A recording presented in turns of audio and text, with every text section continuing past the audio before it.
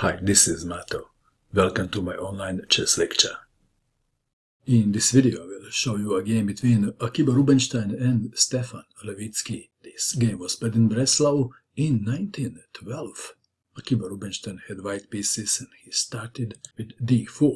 Stefan Levitsky played d5.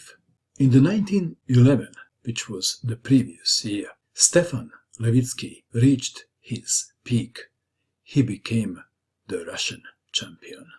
So, Levitsky was no ordinary player. Rubinstein played knight to f3, e6, c4, c6, e3. So we have the semi-Slav defense. Maybe. Knight to f6, white to move. Knight to c3 is the most played move nowadays. Rubinstein played bishop to d3, bishop to d6, knight from b to d2, knight from b to d7, white to move. How would you continue? Perhaps some players would castle kingside. Rubinstein played e4, threatening e5, black to move. D takes on e4. Let's take it back. Karl Schlechter annotated this game and he gave this very interesting line. e5, then e takes on d5, c takes on d5, c takes on d5, e takes on d4, knight takes on d4, knight takes on d5. And the 8 pieces on the d file were a unique position. But after knight to f5, position favors white. Back to our game. D takes on e4 was played. Knight takes on e4. Knight takes knight on e4. Bishop takes on e4.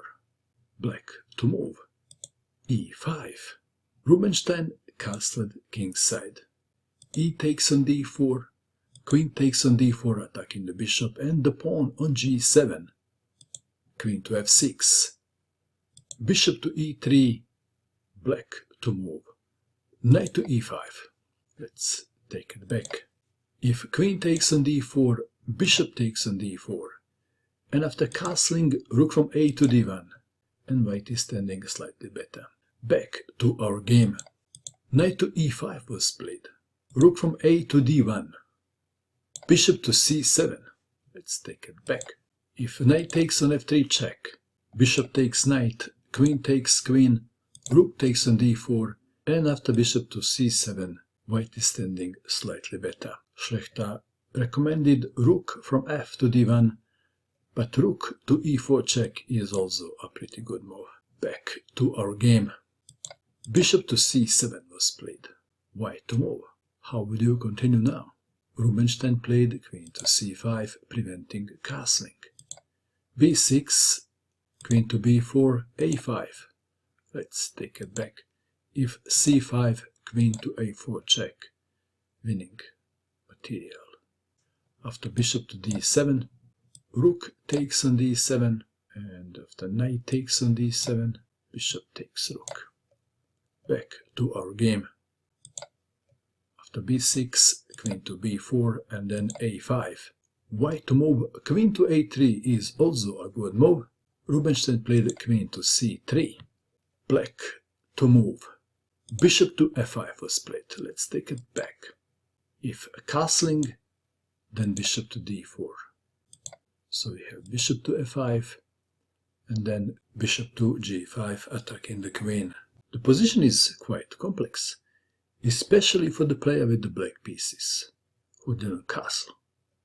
In a difficult position, queen to e6 was played. Let's take it back. If knight takes knight on f3 check, then queen takes on f3. And after bishop takes on e4, queen takes on e4 check. Queen to e6, queen takes queen check. F takes on e6, rook from f to e1. And white wins the pawn. For Rubinstein, that is an easy win in the endgame. Rubinstein was a brilliant endgame player. So, queen to e6 was played, avoiding a lost endgame. But there is another problem. Which one? White to move. How would you continue?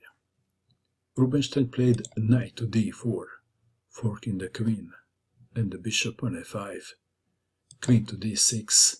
How would you continue? Would you play knight takes bishop on f5 or bishop takes bishop on f5? Rubinstein played bishop takes on f5.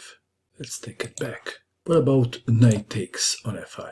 Is that a good move too? If you chose this move, no, congratulations. This move is losing to knight to f3 check, and after pawn takes knight, queen takes on h2 check, mate. Back to our game. Bishop takes on f5 was played, and Levitsky resigned. He was not interested in c5, because then white would not play knight to f3. Rubinstein would play f4 and the game would continue like this. C takes on d4, f takes on e5, queen takes on e5, queen to h3. Easily winning for white. What do you think of this game? And that is all. I hope that you enjoyed watching this video. I wish you good luck with your chess, and bye for now.